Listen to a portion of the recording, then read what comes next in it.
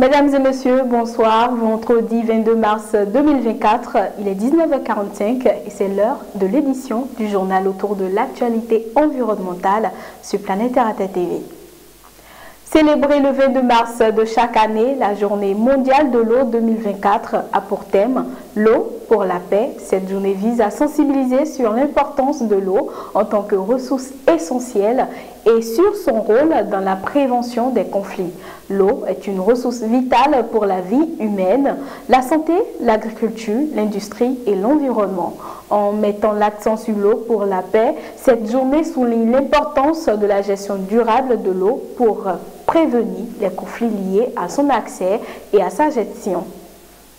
Ce jeudi, c'était la journée mondiale des forêts 2024 placée sur le thème « Les forêts et l'innovation ». Cette thématique met en avant l'importance des forêts dans le développement de solutions innovantes pour faire face aux défis environnementaux, sociaux et économiques. Les forêts jouent un rôle crucial dans la préservation de la biodiversité, la régulation du climat, la fourniture de ressources naturelles et la protection des sols et des ressources en eau. Cependant, les forêts du monde entier sont confrontées à de nombreux défis tels que la déforestation, la dégradation des terres, l'exploitation forestière non durable, les incendies de forêt et le changement climatique.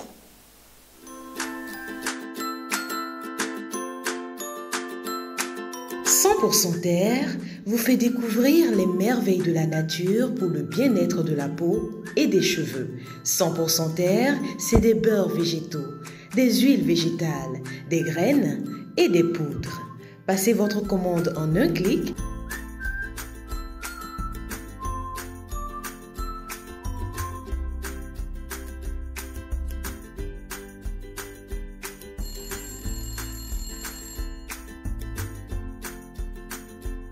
« 100% Terre », le bonheur est dans la nature.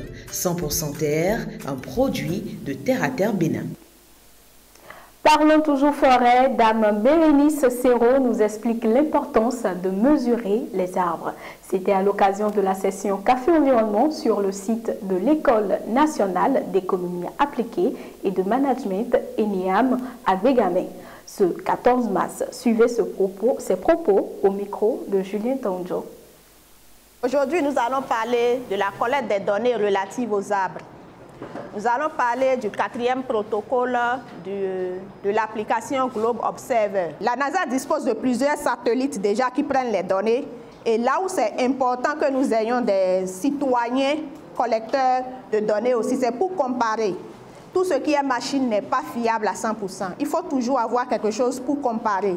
D'où l'importance que nous prenions les données, l'importance que nous puissions apprendre à les prendre de la bonne manière, afin que cela puisse être comparé aux données que les satellites prennent directement depuis l'espace. Pourquoi Globe collecte les données relatives aux arbres? La première réponse, c'est parce que la hauteur des arbres est l'indicateur le plus utilisé pour vérifier la capacité d'un écosystème à produire des arbres.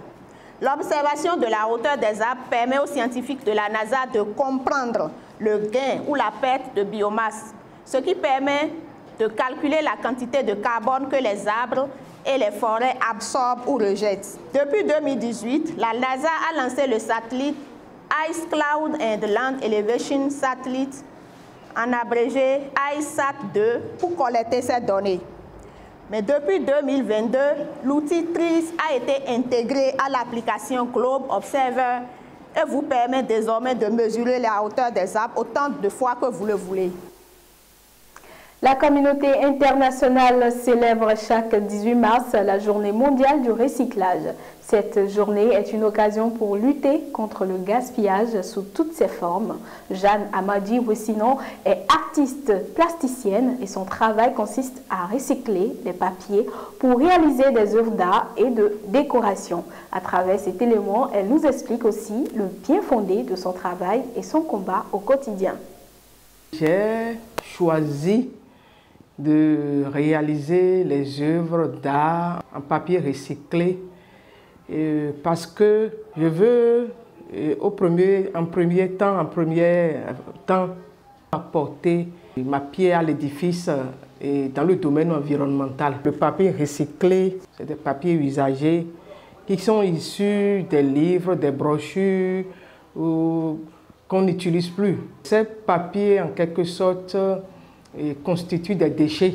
Pour avoir du papier, il faut couper du bois. Et le bois coupé, c'est des arbres qui ont été coupés pour donner du bois, afin de réaliser les papiers. Donc, le danger que ça peut représenter, c'est la déforestation. Et ça va avoir un impact sur l'environnement. Pour pouvoir fabriquer du papier, il faut une certaine quantité d'énergie. Une certaine quantité d'énergie.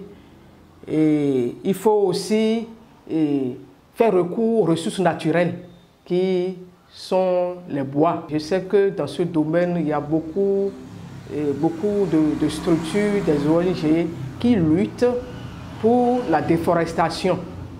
Donc, et c'est ça qui m'a donné plus de la force, de détermination à aller plus loin. Tout ce que nous avons comme déchets chez nous, nous pouvons les transformer en n'importe quoi pour protéger l'environnement. Nous avons la possibilité de transformer les déchets pour les utiliser. La culture du fruit de noni est à la fois bénéfique pour l'environnement et le bien-être de l'homme. Ayant compris ses multiples avantages, Alberto Dedjinou, directeur général de Greenhouse, cultive et valorise ce fruit sous plusieurs formes. Son but est de faciliter une réelle connaissance des bienfaits que procure le noni ainsi que les avantages qui sont liés. Reportage. Les plantes de noni font naître des fleurs favorables à la pollinisation. Notre champ accueille des abeilles, des guêpes, toutes sortes d'insectes, ce qui en fait un écosystème, un micro-écosystème pour les animaux. Sur cet espace, Alberto, un jeune entrepreneur béninois, a cultivé un champ de noni, une culture importante qui a des avantages pour l'environnement, de même que pour l'homme. Ça participe à la séquestration du carbone et à optimiser la quantité d'oxygène dans le milieu. Donc, notre champ de noni participe d'une certaine manière à l'épanouissement de l'environnement. À la base, le noni est un fruit très vertueux de par ses capacités à prévenir et à guérir des maladies telles que l'hypertension, le diabète, les maladies cardiovasculaires. À part ça, il facilite la digestion et élimine la fatigue ainsi que le stress. Le fruit de noni est disponible à toutes les saisons. Saison sèche, la récolte se fait une fois par 2 semaines. Mais lorsqu'on entre en saison pluvieuse, on assiste à une prolifération des fruits sur le champ, ce qui nous oblige à être plus fréquents, c'est-à-dire une fois par semaine. Ces fruits sont bénéfiques pour la santé et sont surtout conseillés aux personnes qui souffrent du diabète. Les fruits du noni servent à produire le jus dont la consommation participe activement au bien-être de l'organisme. Il aide à lutter contre la fatigue, le stress, à prévenir les maladies cardiovasculaires, l'hypertension, le diabète. Il sert aussi à faciliter la digestion. C'est la fin de ce journal dédié à l'actualité environnementale sur Planète Terre à Terre TV. Mesdames et messieurs, merci de nous avoir suivis. Abonnez-vous à nos canaux digitaux Terre à Terre Bénin sur Facebook et TikTok, Planète Terre à Terre TV sur YouTube, mais aussi le www.planeterraterretv.bj, notre web TV. À bientôt.